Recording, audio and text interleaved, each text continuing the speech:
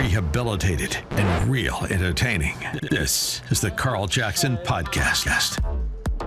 All right, welcome to the Friday edition of the Carl Jackson Show podcast. This is your daily dose of objective truth in a world of confusion and lies. I've got a lot that I want to talk to you about today, or I shouldn't say a lot, but I got a deep dive that I am going to go into today. But first, I want to bring you this story. So there's this prevailing narrative out there. Governor Ron Desantis, the GOAT, is at it again. The prevailing narrative is that Governor Ron Desantis is a racist bigot, basically. The same old. He is rejecting an AP African-American course right here in the state of Florida. Guys, this is a good thing that Governor Ron DeSantis is doing. Apparently the Florida Department of Education as well. Let me just give you a quick synopsis from the Daily Wire here. Florida Governor Ron DeSantis rejected a bid from the College Board to approve a new African American Studies curriculum. What's going on? What is he doing? The bigot, the racist? No, that's not what's going on. Reportedly over concerns that it violated a recent ban on indoctrinating students into wokeness. So this is why Governor Ron DeSantis and the Florida Department of Education is telling this school board that, hey, listen, you guys, we're not going to have the wokeness here. There's not going to be any critical race theory. There's not going to be any diversity, equity, inclusion. We're not going to be telling blacks that they're victims. We're not going to be telling white young kids that had nothing to do with slavery or even the civil rights area that they're a bunch of oppressors. We're not going to be talking about the fiction of the 1619 Project. We're not doing that crap in Florida. When it comes to our students that are studying AP African American Studies, we're going to deal with the good, the bad, and ugly, but we're going to deal with facts. We're not going to deal with theories. We're not going to paint all blacks as victims. We're going to tell you about slavery, but we're also going to tell you about Frederick Douglass. We're going to tell you about Booker T. Washington. We're going to tell you about Martin Luther King Jr. We're going to tell you all of American history and the contributions that blacks have made to America. That's what we're going to do in Florida. That's what Governor Ron DeSantis is saying. That's what the Florida Department of Education is saying. The Stop Woke Act was signed into law. You guys know this last year, and it prevents Florida schools from teaching students to believe in discriminating on the basis of race, color, and sex. What's wrong with that? I would say nothing is wrong with that. Ideas that can often be found in woke programs. That's what's happening. That's what Governor Ron DeSantis is trying to prevent. Students shouldn't be so focused on their race, color, and sex when they're in school. They should be focused on learning. All right. So apparently, DeSantis's move comes after a federal judge ruled that in DeSantis's favor, that this Stop Woke Act can be implemented in its entirety for the most part. It says here, and I quote, as presented, the content of this court is inexplicably contrary to Florida law and significantly lacks educational value. That is from the Florida Department of Education. And that's what they told the College Board in a January 12th letter that was first obtained by National Review, according to this. All right. So that's what the Florida Department of Education told the what is it called? The College Board. All right. So that's our College Board. Our College Board are filled with a bunch of woke progressives that want to indoctrinate our kids, that want to divide our kids, and we're not having it in the state of Florida. Blacks can be just as successful as anyone else when they apply themselves or when we apply ourselves. We are not victims, we are victors, and we don't need a bunch of woke liberals telling us that we can't make it. Governor Ron DeSantis recognizes that, and kudos to him and the Florida Department of Education. All right. So basically, and this is a trial run. This curriculum isn't going to be released more than likely until I believe it's 2024 before it's released. And basically what they do is this company comes in and they offer up, this curriculum. But it has to be there. It has to be scrutinized by politicians, students, professors, apparently, other teachers, so on. It should be parents as well, in my opinion, but it's scrutinized before it actually is officially placed into the curriculum for the state. So this College Board, it's called the Premier National Organization, or the College Board is the premier national organization for giving high school students college credits for advanced courses, according to the Daily Wire here. And it has been piloting the African American Studies curriculum to prepare for a wide-scale launch, but that isn't until 2024. So this is a pilot program, essentially trying to figure out what to put into the curriculum. So the Florida Department of Education has just had their say so, and we're not going to deal with fiction. All right, when we're trying to teach our kids, we want nonfiction. We want facts. We want accurate history. That's not what they were trying to do. As a matter of fact, I want to take you to the guy that developed this course, or helped to develop it, is a guy by the name of Joshua Myers. This should tell you everything you need to know. He reportedly helped develop the course. He rejects neutrality as a concept, and he rejects neutrality and advocates against capitalism. Okay. All right. Also, according to his website biography, his research interests include, and I quote, critical university studies. That's almost all you need to hear. All right. And disciplinarity, quote unquote, as well as Africana intellectual histories and traditions, Africana philosophies, musics, and foodways. This from a dude that grew up in America that would have no clue what it means to be Africana. I always get a kick out of this stuff. I get a kick out of these people that grow up in the United States of America, but they get educated in our higher institutions of learning. And then all of a sudden, they pretend as if they know African culture, yet they won't move back to Africa. I won't move back to Africa because all I know is American culture. And the same is true for this guy. The same is true for this guy. But you want to pat yourself on the back. You want to feel good. You want to feel authentic. You want to feel like you belong. Listen, man, belong to the kingdom of Jesus Christ. That's what would be good. Also, when it comes to this, I'm trying to find this bit of information, because this advanced AP course, where is it at? The only college credits or college degrees that could come of it has to do with, and I'm sorry, I'm searching for it through this paperwork, hoping that I can find it. Let me see here. Like all a new change. I'm sorry. I'm just trying to find this bit. Okay, here it is. All right. So listen, this is why we want to get rid of this nonsense. What this guy is trying to do, and what this college board is trying to do, is they're trying to revise history. All right. They're trying to just put in the bad stuff with no historical context, with no macro context, with no global context when it comes to world history. Just blacks are the victims when it comes to the Western Hemisphere. And that's all they want to teach. And if they continue to teach this way to our black kids, America will continue to be divisive, and our black kids will continue to be dumbed down. And that is a big no-no. So listen to this. The College Board's own website suggests that a major in African American studies can prepare you for, listen to this, only one career field, community organizer or activist. So the community, that's it.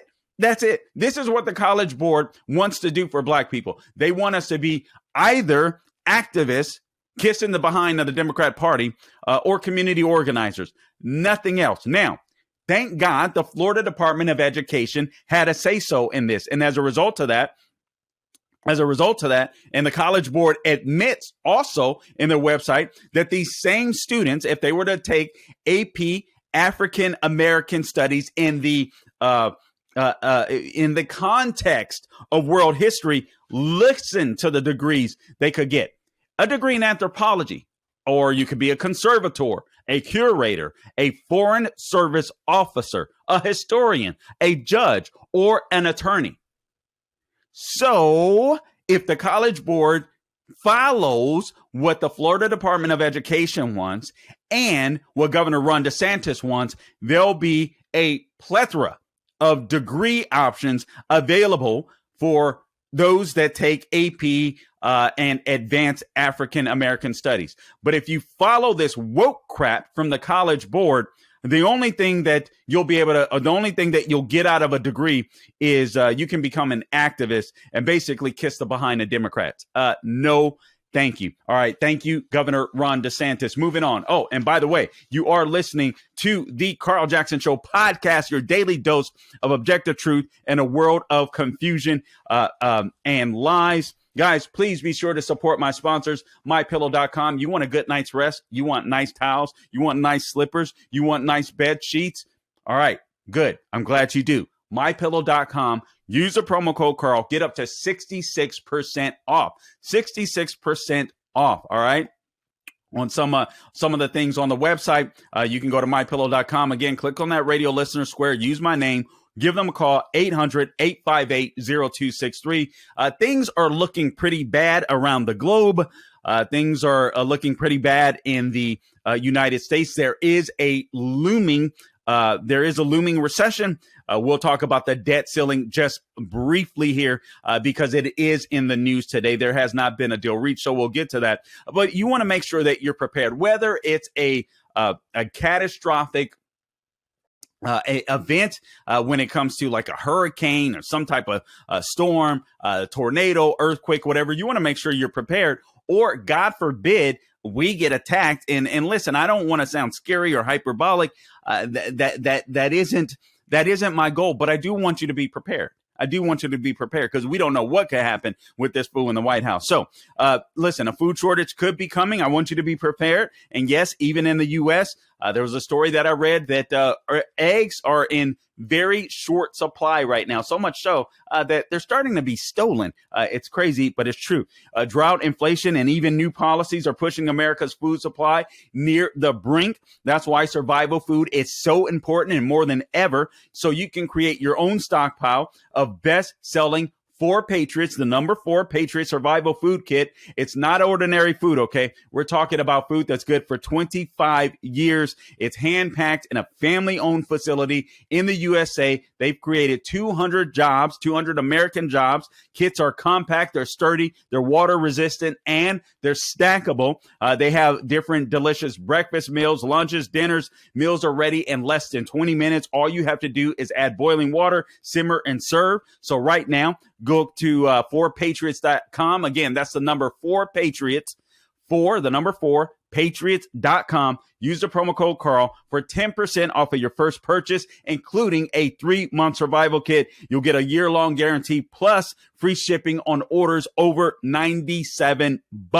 It's 4patriots.com. Go to 4patriots.com. Again, use the promo code Carl for 10% off. That's 4patriots.com. Promo code Carl. Start building your stockpile today. Okay, now let me just introduce some of the things that are in the news today. All right, so the Treasury Department begins its extraordinary measures to avoid default as U.S. hits our debt limit. So we have apparently hit our debt limit of $31.4 trillion borrowing as of Thursday. The debt limit, of course, is the total amount of money the U.S. government is allowed to legally borrow to pay for its existing obligations, and that it does include Social Security, Medicare, Social Security and Medicare benefits, military salaries, interest on the national debt, we're just paying interest on the national debt, tax refunds, and other payments. Now, Janet Yellen has told Speaker McCarthy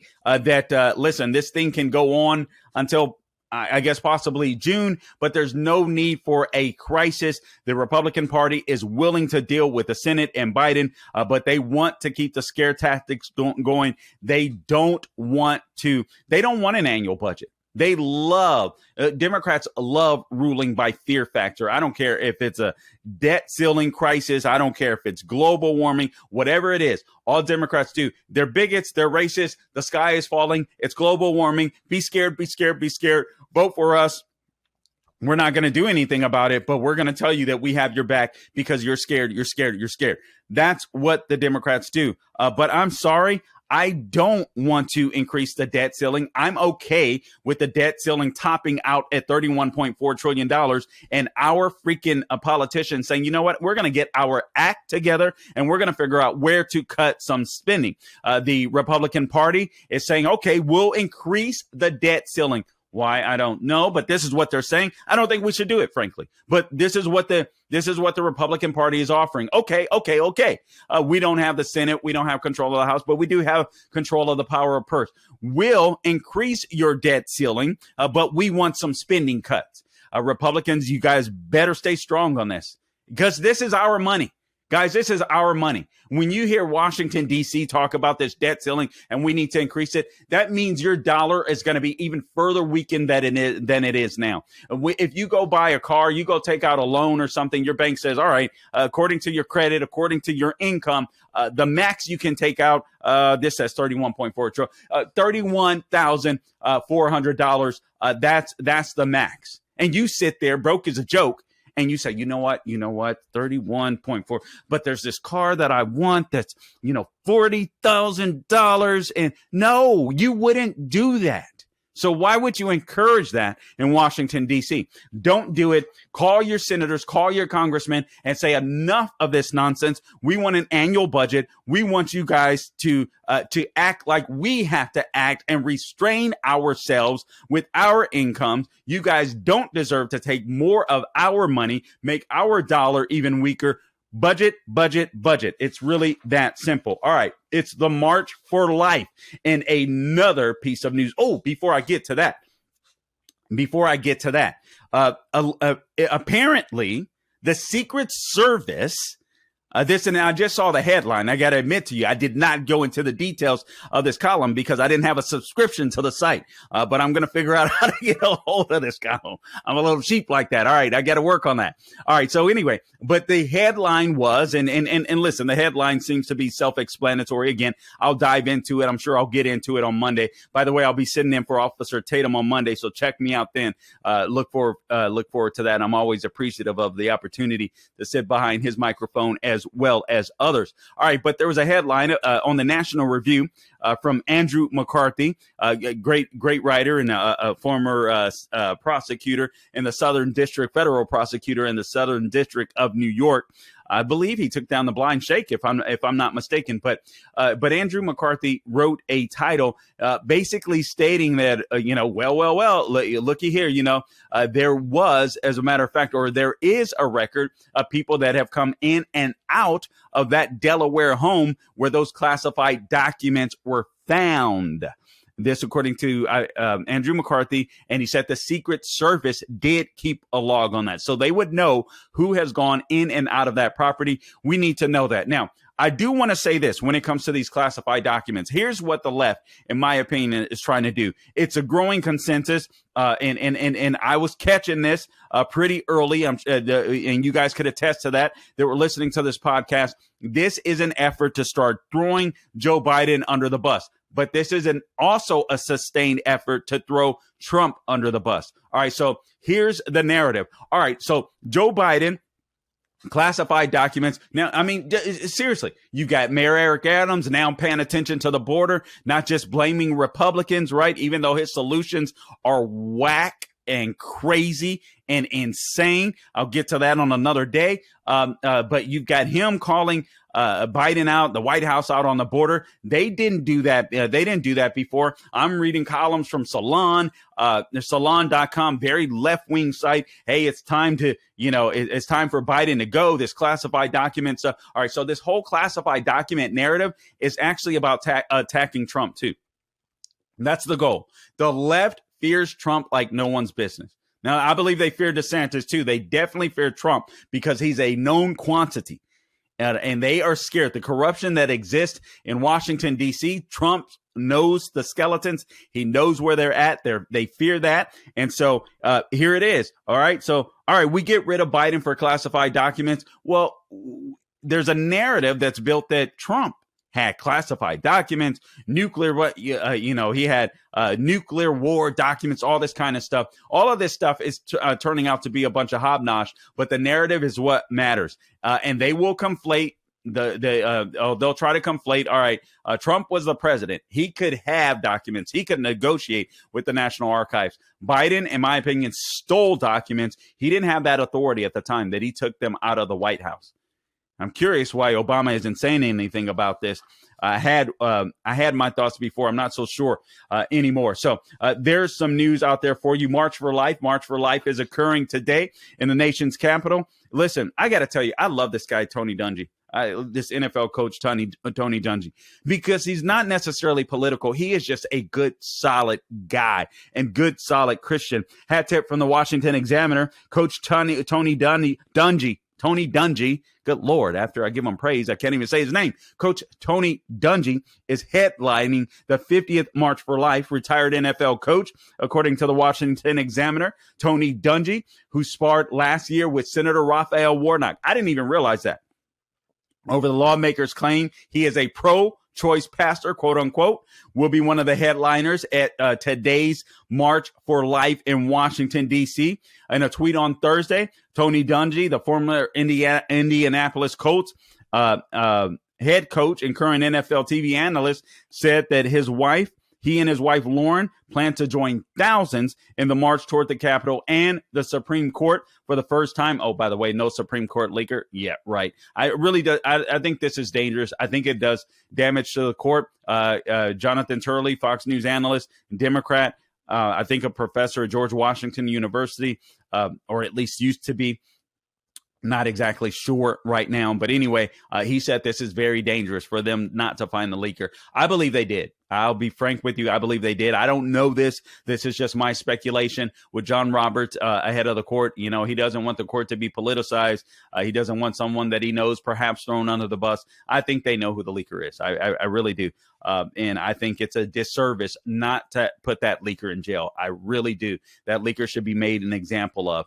If they do, in fact, know who it is. I think they do. All right, getting back to the story with Tony Dungy. All right, so now during his 2022 election campaign, Senator Raphael Warnock now in Georgia, this woke senator that we have in Georgia, because enough Georgia Republicans didn't show up. And guys, you're going to regret that. You are going to regret that. There's no doubt about it. In my opinion, I'll hold my tongue. But here's what Dungy said to Senator Raphael Warnock at the time, or tweeted to him, and I quote, "It all comes down to what you believe about the organism growing inside the mother. Is it a life or not? If it is just growing tissue, then your choice makes sense," he says. And again, I'm quoting Coach Dungy. If it's a life, then it's obviously not okay to choose to end it. What does your Bible tell you it is? And then he says, Psalm 139:16. All right, so this is a Christian challenging a man, a so-called pastor, about the issue of life. Man, I love it. I love it, because this is a guy that doesn't get political, but he is a man of faith, and he's not ashamed of it. And guys, the left isn't ashamed to be leftist. Don't be ashamed to be Christians. Don't be ashamed to be Jews. Don't be ashamed to be people of faith. Don't be ashamed to be conservatives. The left aren't ashamed of anything they do. And right now they're telling our kids, boys, that they can have a choppertogophemy. They're telling girls that they can do something with their genitals to become a man. This is a disgrace. They should not be allowed to get away with this stuff. They are normalizing evil, in my opinion. And so we can't be afraid to stand up to these people. Now, here's what I wanted to get to. You see how that was done, Gabe? You see how smooth that was. Gabe is certainly impressed. I'm sure you guys are too. Anyway, all right. But here's this was a fascinating column that I read. And again, before I go on, guys, please subscribe to my podcast wherever you get your podcast, and share the podcast. We would really appreciate it.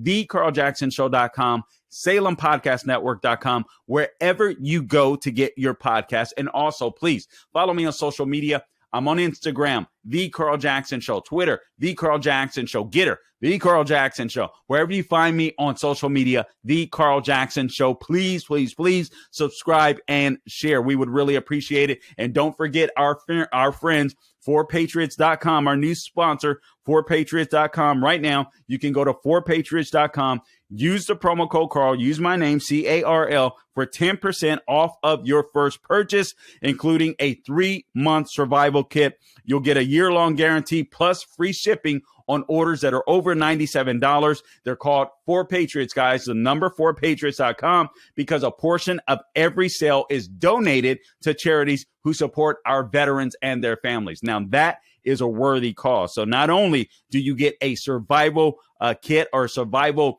food supply, but you get to help and support our veterans and their families. Go to the number 4patriots.com. Use the promo code Carl to get your 10% off. That's 4Patriots, the number 4Patriots.com.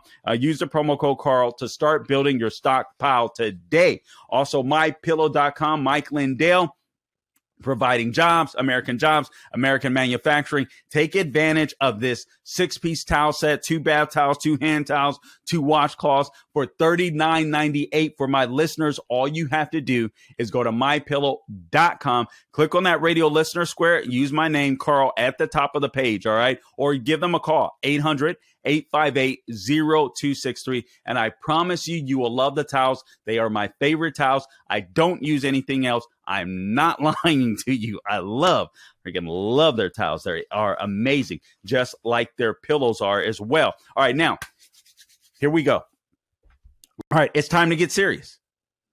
I'm going to talk to you. This was an article written in the Free Press by a contributor, a woman by the name of Catherine Boyle. I have got to get her on the podcast.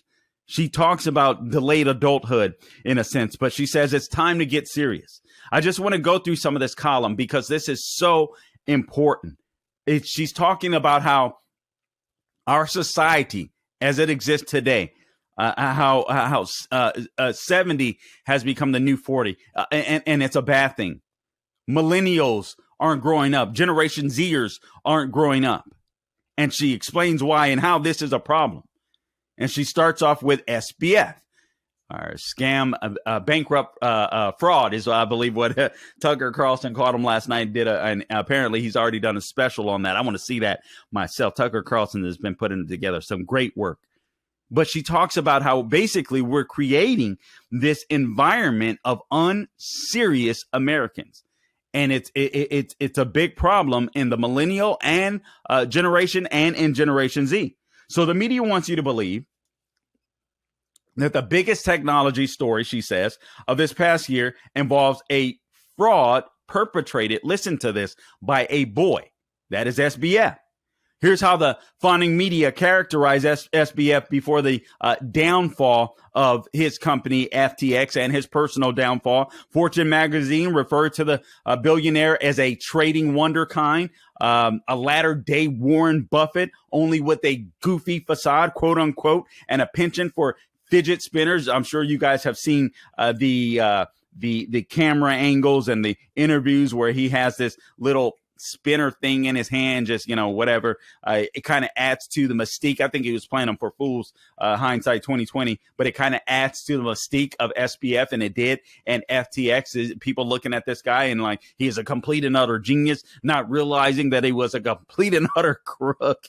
Even after his downfall and subsequent arrest in the Bahamas, the Washington Post, she writes, the LA Times, and Axios all referred to Bankman-Fried, or SBF, as a disgraced crypto wonderkind. He's this wonder boy. He's this genius. Again, he's the next Warren Buffett. Andrew Ross Sorkin of the New York Times illustrated his boyishness best when interviewing him at the Times, the New York Times Deal Book Summit. That was last November. And he says, when you read the stories, Sorkin said to SBF, it sounds like a bunch of kids who were all on Adderall having a sleepover party, quote unquote. So now the SBF's fate will undoubtedly be decided by the Southern District of New York. But the writer goes on and say his kind of like his boyish, aw shucks, aw shucks interviews, his bro grammar filled congressional testimonies as well, has built this persona that you're dealing with a kid, that we've largely come to accept that in this society, that we can look at a person like SBF and think, hey, we're kind of dealing with a kid. You look at that guy and that's the sense that you get, right? I mean, with his hair all puffed up, looking all dirty and scroungy and all that stuff. The persona is he's a kid. He's this wonder kid of sorts. He's so young that his law school professor, this is the prevailing narrative, she says, he's so young that his law school professor parents were involved in his business and political dealings. And this, she says, they embody the helicopter style of parent of child rearing that is favored by the entire boomer elite. But in reality, what SBF is, and excuse my French, is a 30-year-old grown-ass man. That's who he is. He's 12 years older, she writes, than many of men and women that we send to Iraq and Afghanistan. Think of that. 12 years older than the adults we encourage to, suck up hundreds of thousands of dollars in college loan debt before even declaring a major. And if we're serious about the math, she says FBF is just 8 years away from a half-life mark. When the personal life expectancy for men is about 76 years of age, he'll be 38, in 8 years. So that's another way to look at it. And she says SBF's story, or she comes to the conclusion, FBS story isn't just fascinating because it's the biggest Ponzi scheme in history, but it's also an illustration of how American culture has normalized infantilizing millennials. They're always going to be infants. And this is such a great point. We look at a lot of the kids today and we're like, damn, I mean, when we were that age, and we think we sound old, no, there is something happening. There is something going on. Kids are not growing up. What the heck is happening? Not all of them anyway. Some are. Obviously, there are always exceptions to the rules, guys, all right? But many aren't. And I know we all see this. I certainly do. It's amazing. It's amazing. Here's what she says. Tens of millions of Americans that are like me, the author, millennials or members of Generation Z, the younger generation, have been treated as hapless children our entire lives, she writes. We have been coded as young in business, in politics, and in culture. So they're young. No matter what area of life or what facet of life or career or business they're in, they're always framed as they're young. All right. They're baby. They're coddled. All of which is why she says, we shouldn't be surprised that millennials are the most childless and the least home owning generation in modern American history. Not to mention how so many of them don't even want to drive cars. It's like they don't even want that freedom. You notice that? I mean, I'm sure a lot of that has to do with the fear mongering of man-made climate change, that big hoax. But many of them they don't even desire the freedom. They don't even desire that level of adulthood. They don't want you to tell them anything, but they don't really want to grow up either. It is the weirdest thing. She says one can't play house with the spouse or have their own children when they move back into, and this is me talking, man, into mommy and daddy's home. She says 17% of millennials have done that, right? So they're not getting married. They're childless. Excuse me. They're not buying homes. They're moving back in with mommy and daddy at a rate of 17%. It's absolutely astounding. She says outside of the technology space, people simply aren't growing up. See, in the technology space, here's what's rewarded. This is what's fascinating. It is a very fascinating argument. As much as I can't stand a lot of the commies in big tech, the Mark Zuckerbergs of the world. All right. But in technology, what was rewarded? Outliers, disagreeableness, creativity, right? That encourages people in their 20s to take on new challenges, to take on the world, to try to achieve that founder title. So that exists in the tech world, she says, and to build things of their own. But most other areas of American life are simply geriatric. That doesn't exist. They're old. Right? The question is why. So here are a couple of theories that she throws out. One, some believe it's the fault of the boomers who have relentlessly coddled their children. All right, that makes sense. Perhaps, my nose is running. I can't believe this. Never does that. Some believe it's the fault of the boomers who have relentlessly coddled their children, perhaps subconsciously because they don't want to pass the baton of life, I guess. Others put the blame on the young who are either too lazy, too demoralized, too neurotic. And actually, I believe they tie in together. They kind of go hand in hand. If you over coddle your children, right, then they're going to become lazy. They're going to become neurotic. They're going to be demoralized, essentially, because you're not helping them to build their self-esteem through work and through growth. All right. Now, she goes on to say, and I think a lot of this has to do with boomers that are just scared to parent. They didn't want to be their parents, right? They're World War II generation parents, the greatest generation. They didn't want to be their parents. Sadly, the greatest generation did a horrible job in raising kids, and they raised these boomers. They didn't want them to go through the struggles that they went through. And a lot of these boomers grew up spoiled, and they spoiled their kids even more, and it just intensified. She goes on to say, basically, could it be that 70 is the new 40? Is industrialized nations where life expectancy has grown amongst the healthy and elite, right? But she says, but one can take little solace in the growing life expectancy of the last 200 years when comparing ourselves to more productive generations that didn't waste decades on extended adolescence. It's a great point. Think about this. Consider our founding fathers compared to modern day politics. So she offers some numbers here. Whenever we celebrate July 4th, Independence Day, all right, the most famous founders of this country were in their early 20s. Alexander Hamilton, Aaron Burr were in their 20s. And early 30s. Thomas Jefferson was in his early 30s. Grandfatherly George Washington. Think about that. We think about George Washington as this major founding father, this old dude. George Washington was younger than me. That's kind of creepy, isn't it, Gabe? He was younger than me. That is amazing. But now you consider the political class, the modern political class. Bill Clinton didn't ascend to the presidency until he was 46 years old.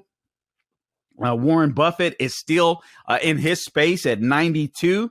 Bill Gates is 67, albeit, he's one of those tech guys. He was in that tech space. He launched Microsoft 48 years ago, so he was only 19 when he dropped out of college. So that does speak to her point about the tech industry, and these people are innovative. They want to be founders, even though Bill Gates is a sick and evil son of a gun. But still, it makes her point. However, these titans of industry aren't going anywhere.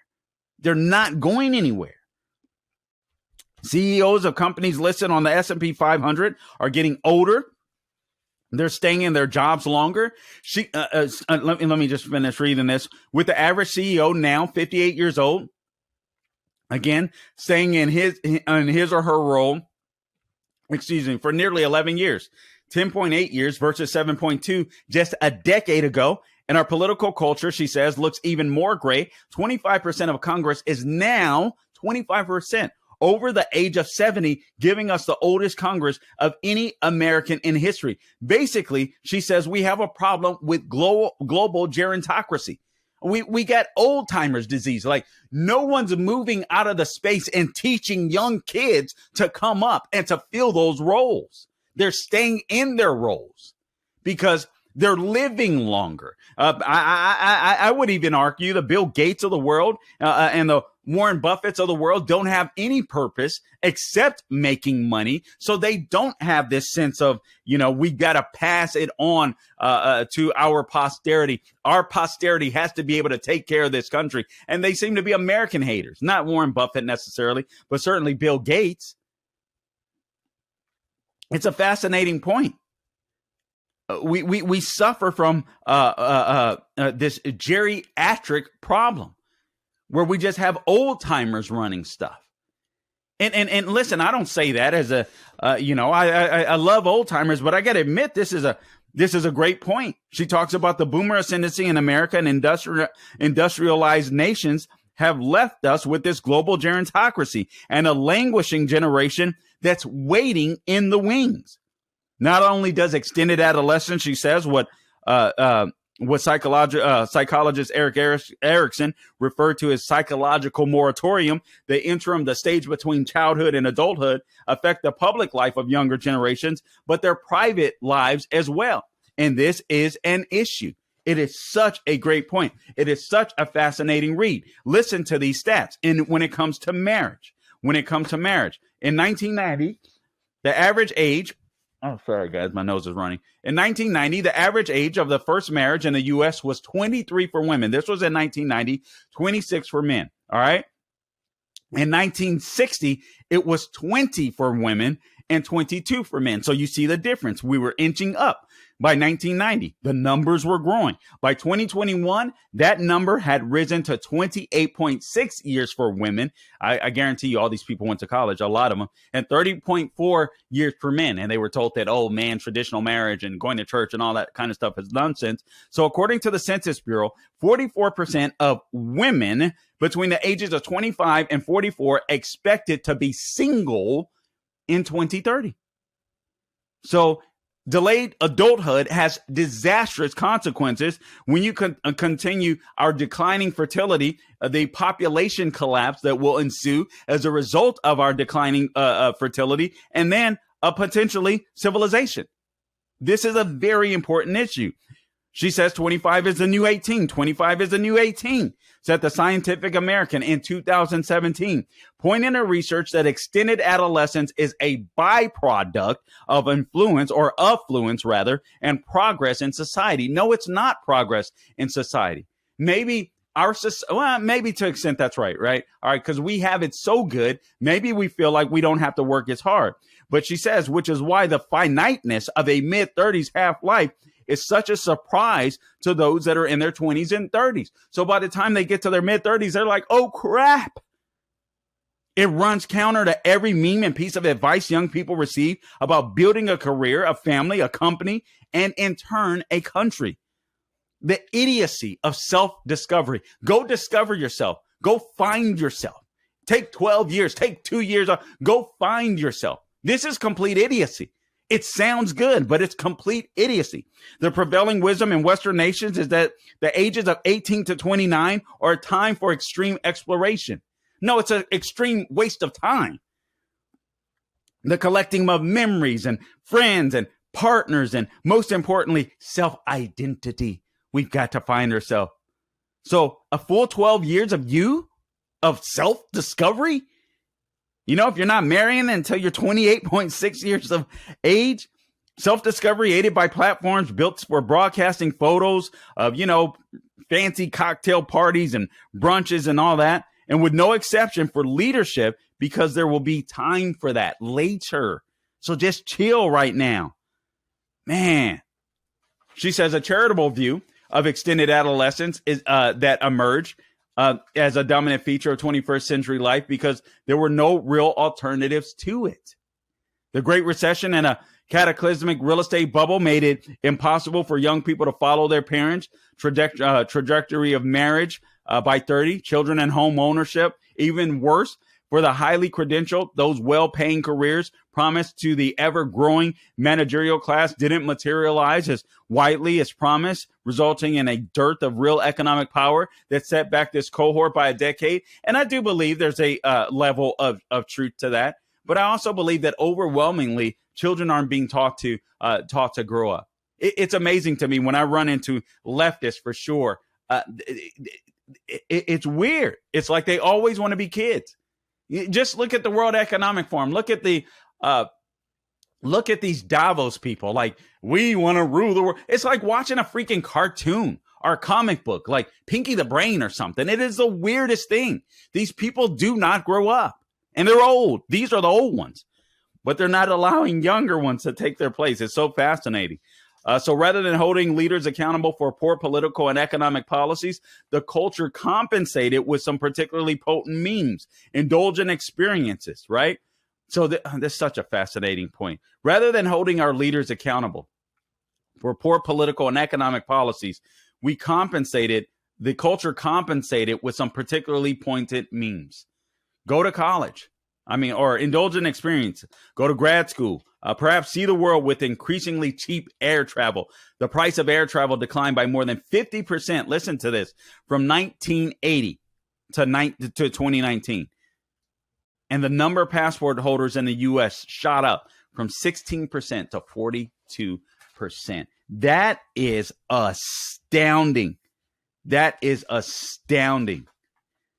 Oh, man. Anyway, listen, guys, this is, just a fascinating piece of work. I am going to have to we got to find this chick, Catherine Boyle, but it's an amazing piece. Delayed adulthood is creating a bunch of unserious young Americans in the millennial generation and in the Generation Z. But it's also a problem with the older generation because they're just holding on to whatever positions for whatever reasons for too long, and they're not encouraging the younger generations to step up. There is no sense of urgency. It's amazing to me. So it's time to get serious. From the Free Press is where the column is, and it's just such a great piece. It explains a lot and very eye-opening. Anyway, guys, I appreciate you tuning in to this edition of the Carl Jackson Show podcast. Please subscribe, all right? Rumble, YouTube, The Carl Jackson Show. We need to see you there. We need our numbers up there. We would certainly appreciate it. If you would like, subscribe, rate, and review. If you take the time, we would really appreciate it. It's free, and it is humbling. I know it's this is part of the job. So, guys, I need your help there. Social media, The Carl Jackson Show. Tell your friends about the podcast. And don't forget our sponsors, 4patriots.com, the number 4patriots.com. Again, they're called 4Patriots because a portion of every sale is donated to charities who support our veterans and their families.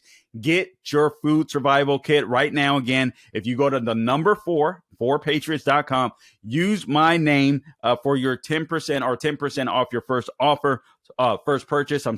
Including a 3-month survival kit. All right, so you'll get a year-long guarantee plus free shipping on orders that are over 97 buckaroonies. That's the number 4patriots.com. Use the promo code Carl. Also, don't forget those towels, all right, those towels from MyPillow towels. Call 800-858-0263 or go to mypillow.com. Use the promo code Carl and take advantage of the deals that they have there. Deals that are up to 66% off. So mypillow.com, American jobs, American manufacturing. Hey, the same is true for Patriots. American jobs. Enjoying great work. God bless these Patriots, in my opinion. So, guys, I appreciate you tuning in to this edition of the Carl Jackson Show podcast. And until next time, don't grow weary doing good. God bless you.